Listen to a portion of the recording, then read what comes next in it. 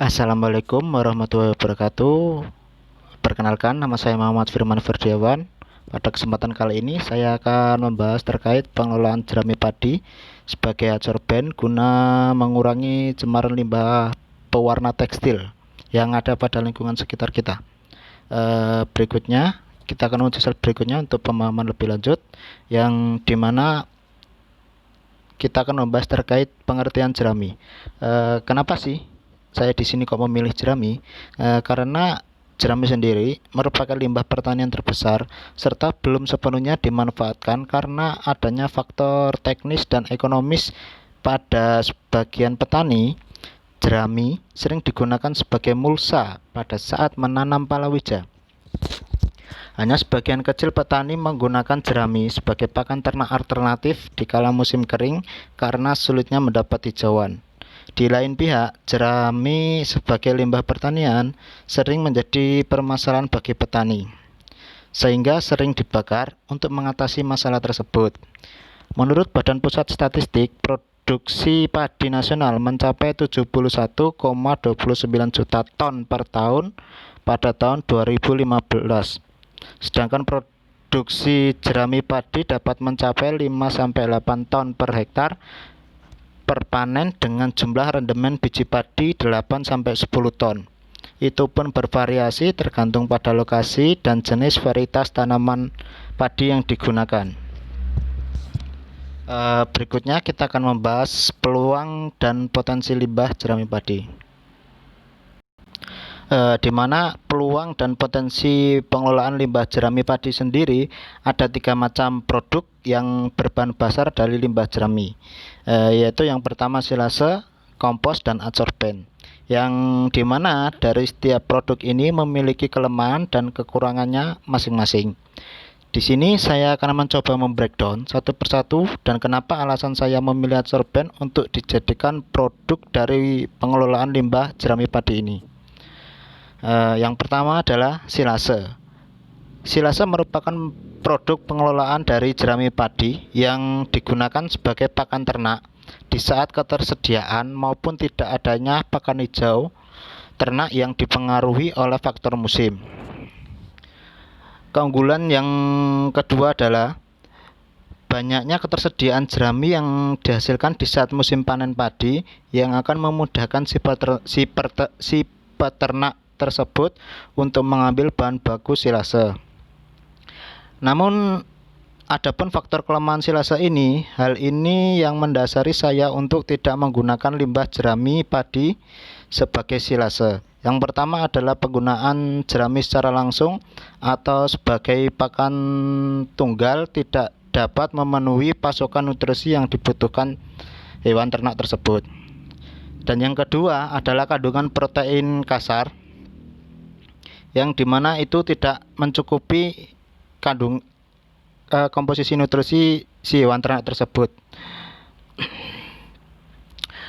yaitu kandungan protein kasar pada jerami sekitar 8,26%, serat 31,99%, dan natural deterjen fiber 77,00%, asid deterjen fiber 57,91%, selulosa 23,5%, hemiselulosa 19,9%, dan lignin 22,93%. Adapun faktor lainnya adalah di mana proses pembuatan silase ini cukup rumit dan juga memakan waktu, di mana dalam metode kimia yang disebut amoniasi atau perlakuan alkalis, di mana jerami diberi urea 4% dan disimpan 1 minggu. Ini merupakan waktu yang cukup lama menurut saya, mengingat kandungan protein yang ada di silase belum mencukupi nutrisi dari hewan ternak tersebut setiap harinya. Itu tadi adalah alasan kenapa saya tidak memilih silase sebagai produk olahan dari limbah jerami. Poin yang kedua adalah kompos, yang dimana kompos ini saya menggunakan limbah jerami sebagai bahan baku utama pembuatan kompos. Adapun keunggulan dari kompos ini adalah sebagaimana diketahui, padi mengandung bahan-bahan organik yang dapat menyuburkan tanah dengan kandungan rasio C per N 18,88 dan C sama dengan 35,11% dan N 1,86%, P dan kandungan P 0,21% dan K2O 3,35%, sedangkan kandungan airnya sebanyak 55%. Dengan kelemahannya adalah yaitu kurang berdampak pada industrialisasi dan juga kurang memenuhi nutrisi pada tanah yang memiliki luasan yang lebar, dan juga membuat kompos ini sendiri tidak melalui tahapan proses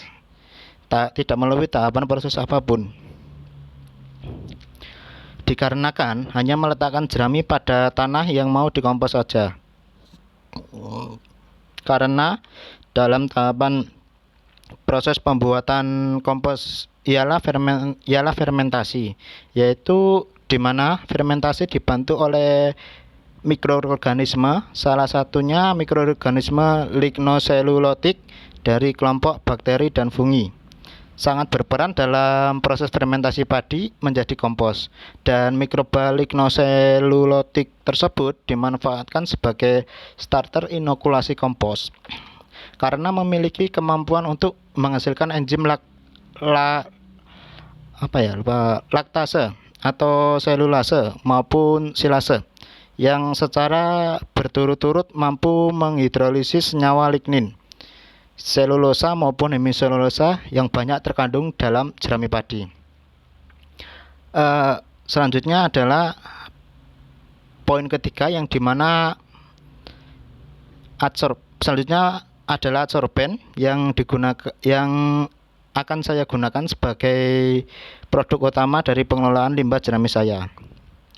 Karena adsorben digunakan untuk mengadsorsi limbah industri, karena adsorben dapat mengadsorsi limbah industri, terutama limbah cair berupa zat warna tekstil maupun partikel logam berat yang ada pada limbah.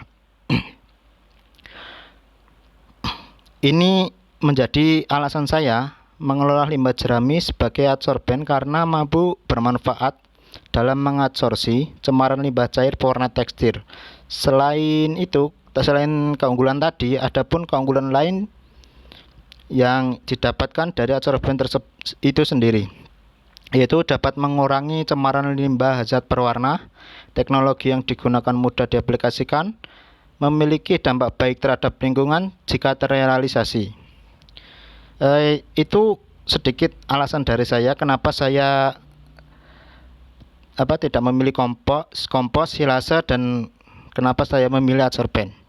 Kemudian kita masuk ke slide selanjutnya, yang dimana di sini kita akan mengenal karakteristik kimia dari jerami. Yang pertama, jerami memiliki komponen utama berupa karbohidrat, selulosa, dan hemiselulosa yang terdiri dari yang juga ada lignin dan silika. Ini menurut Safrianti dan kawan-kawan pada tahun 2012. Jerami padi mengandung 21% inti sel dan 79% dinding sel.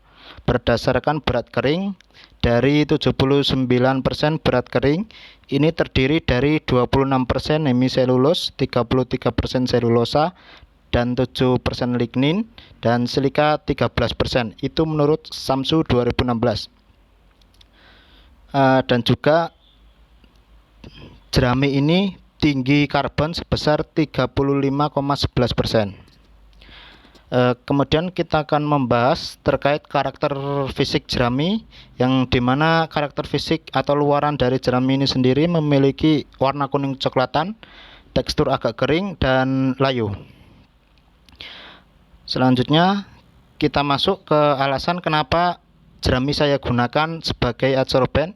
Ini karena jerami mengandung selulosa, yang dimana selulosa ini memiliki karakter hidrofilik yang mempunyai gugus alkohol primer dan sekunder, dan kedua gugus tersebut mampu mengadakan reaksi dengan zat warna reaktif, atau dalam kurung mampu mengikat zat warna tersebut. Ini menurut KONI 1998. Selanjutnya kita akan masuk ke slide berikutnya yang dimana kita akan masuk dalam tahapan pembuatan adsorben.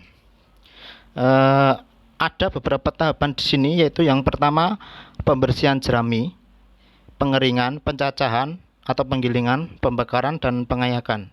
Yang dimana setelah proses pembersihan serbuk jerami atau setelah proses pencacahan maksud saya, serbuk jerami diaktifasi dengan menggunakan NaOH 20%.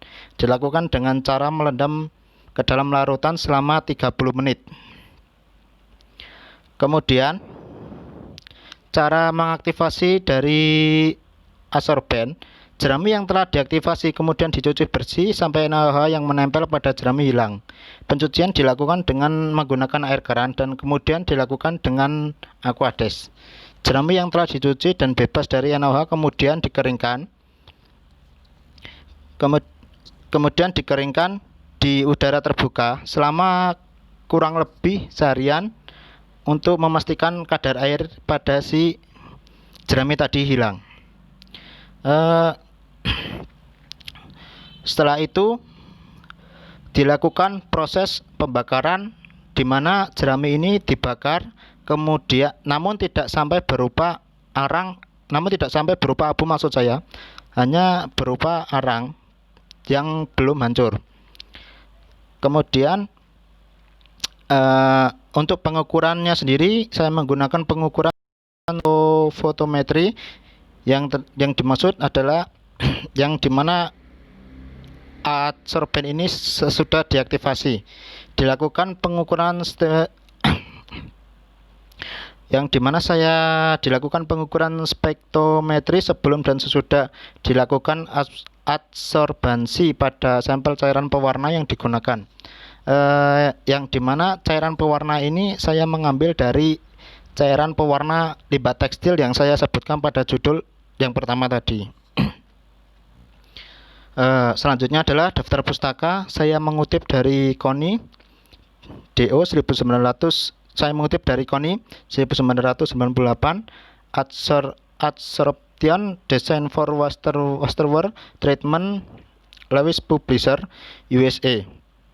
Dan yang kedua, Husen 2017, pengambilan contoh tanah untuk analisis mikroba, biologi tanah, Balai Besar Penelitian dan Pengembangan Sumber Daya Lahan Pertanian, Bogor, 5-12 halaman. Dan yang ketiga adalah Muhammad Suyitno 2016, kualitas silase ransum komplit berbahan baku pakan lokal, Agribet. Yang selanjutnya adalah Safriati dan kawan-kawan 2012, yaitu adsorpsi timbal 2 oleh selulosa limbah jerami padi. Kemudian yang selanjutnya adalah Samsul 2016, yang dimana limbah tanaman pangan sebagai sumber pakan ruminansi potensi daya dukung di Makassar, Yayasan Emulsi dan Dinas Peternakan Sulawesi Selatan. Dan yang terakhir adalah Waldalia 2016, karakterisasi pembuatan adsorben dan sekam padi sebagai pengabsorb logam timbal pada limbah cair, jurusan Teknik Kimia Universitas Sultan Ageng Tritayasa, Cilegon. Sekian presentasi dari saya. Apabila ada salah kata ataupun kurang penjelasan yang lebih jelas, mohon maaf. Saya akhiri presentasi saya kali ini. Wassalamualaikum warahmatullahi wabarakatuh.